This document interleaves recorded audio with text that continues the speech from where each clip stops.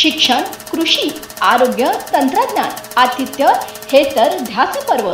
दूरदृष्टीने आव्हान पेलणारे संयमी सारथ्य doctor Sanjay D Patil यांना 61व्या वाढदिवसाच्या हार्दिक शुभेच्छा. कोल्हापूर, सांगली, सातारा, सिंधुदुर्गसह कोल्हापुरात मुंबई उच्च न्यायालयाचं खंडपीठ व्हावं या मागणीसाठी आज 6 जिल्ह्यातील वकिलांनी कोल्हापूर जिल्हाधिकारी कार्यालयावर भव्य मोर्चा काढलेला आहे. माझ्या पाठीमागे बघताय या मोर्चामध्ये असंख्य संख्येने, मोठ्या संख्येने, शेकडोंच्या संख्येने वकील सहभागी झालेले आहेत. कोल्हापुरात खंडपीठ व्हावं ही अनेक वर्षांपासून प्रलंबित असलेली मागणी जोर धरू लागली आहे पुन्हा एकदा, आणि आरपारची लढाई म्हणून आज हा मोर्चा काढण्यात आपल्याला इथं पाहायला मिळते. जिल्हाधिकारी कार्यालय परिसरातील दृश्य आहेत. दसरा चौकातून हा मोर्चा निघाला होता. माझ्यासोबत काही वकील आहेत. मॅडम, काय सांगाल, आज भव्य प्रमाणात मोर्चा काढण्यात आलाय, काय नेमकी मागणी? नेमकी मागणी म्हणजे कसं आहे, कोल्हापुरात खंडपीठ हे झालंच पाहिजे. कारण 5 जिल्हे आहेत आपले एकूण. 5 जिल्ह्यातल्या वकिलांना किंवा क्लायंट वर्गांना मुंबईला जावं लागतंय, आणि अशा परिस्थितीत खर्चाचं प्रमाण किंवा काय हे शक्य नसते, सामान्य माणसाला शक्य नसते. आणि आमच्यासारख्या महिला वकिलांना तर ते जाणं शक्य नसते. जेंट्स जाऊ शकतात पण महिला जाऊ शकत नाही. तर महिलांना सुद्धा ते कम्फर्टेबल होणार आहे की खंडपीठ झालं तर न्याय मिळणार आहे. गरीब लोकांना कमी पैशात आपण न्याय देऊ शकणार आहे, आणि एवढ्यासाठी खंडपीठ हे झालंच पाहिजे. तर खंडपीठ झालंच पाहिजे अशी मागणी जोर धरलेली. माझ्यासोबत आणखीन काही वकील साहेब, काय सांगाल, आज भव्य प्रमाणात मोर्चा काढलाय, बाईक रॅली काढलेली आहे, काय नेमकी? गेल्या 40 वर्षापासून ह्या 5 जिल्ह्यामध्ये खंडपीठाची मागणी आपण केलेली आहे. तथापि आपल्याला ती अजूनपर्यंत खंडपीठ झालेलं नाही. इथून आपल्याला जर का मुंबईला जायचं झालं केससाठी तर पूर्ण 2 दिवस आपले फुकट जातात. परत तिकडचे जे फी वकिलांचे आहेत यासाठी, ह्या कोल्हापूरच्या समस्त जनतेसाठी आणि सगळ्या वकिलांसाठी हा लढा आम्ही गेली 40 ते 45 वर्ष करत आहोत कोल्हापुरातनं. त्यामुळे कोल्हापुरात खंडपीठ होणं ही काळाची गरज आहे आणि ते व्हायलाच पाहिजे.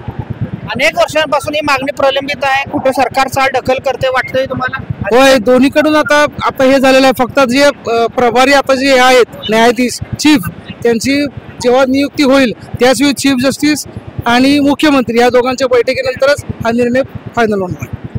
माझ्यासोबत वकील भगिनी आहेत. मॅडम, काय सांगाल, आज तुमच्या रॅलीमध्ये सहभागी झालात, काय मागण्या असणार, काय?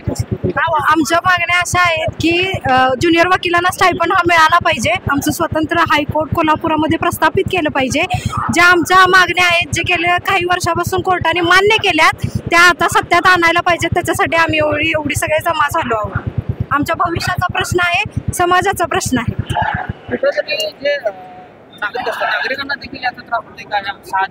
साहजिकच, कारण प्रत्येकाला मुंबई दिल्लीला जाणं तर पॉसिबल नाही आहे. त्यामुळे कोल्हापूरमध्ये खंडपीठ हे लवकरात लवकर झालं पाहिजे अशी आमची मागणी आहे.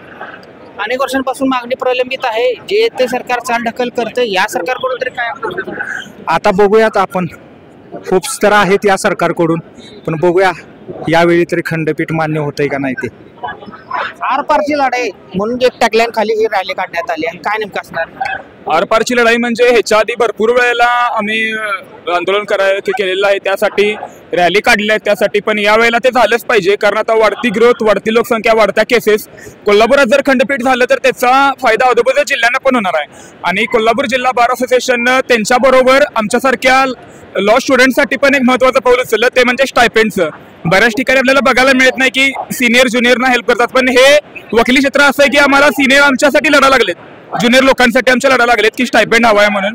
आणि खूप गरजेचं आहे, जर आपल्याला क्रीम यंगस्टर मधलं क्रीम जर या फील्डमध्ये ओढायचं असेल तर किमान स्टायपेंड होणं गरजेचं आहे, कारण पहिल्या ह्याच्यामध्ये लगेच तुमची आमदनी चालू होऊ शकत नाही. त्याबद्दल बार असोसिएशनचे आभार, आणि खंडपीठ होऊनच राहणार आणि त्यासाठी सातत्यपूर्ण प्रयत्न चालू राहतील आमच्याकडून आणि कोल्हापूर जिल्हा बार असोसिएशन कडून पण.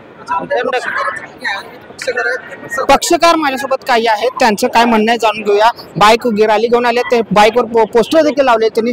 काय नाव तुमचं? नाव काय? माझं नाव प्रसाद जाधव आहे आणि सिटीझन फोरम पक्षकार संघटनेमार्फत गेली 15 वर्ष आम्ही सातत्यानं रस्त्यावरचं आंदोलन करत आहे.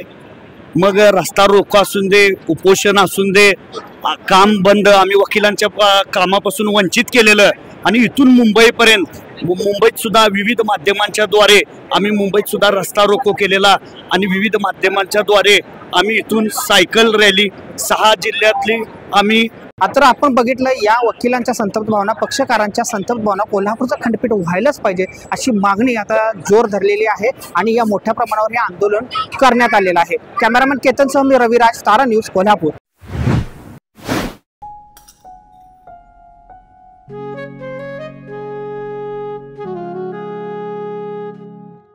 बाबा आज येताना बासुंदी घेऊन या ना. अगं कालच आपण आईचा वाढदिवस होता म्हणून आणली होती ना.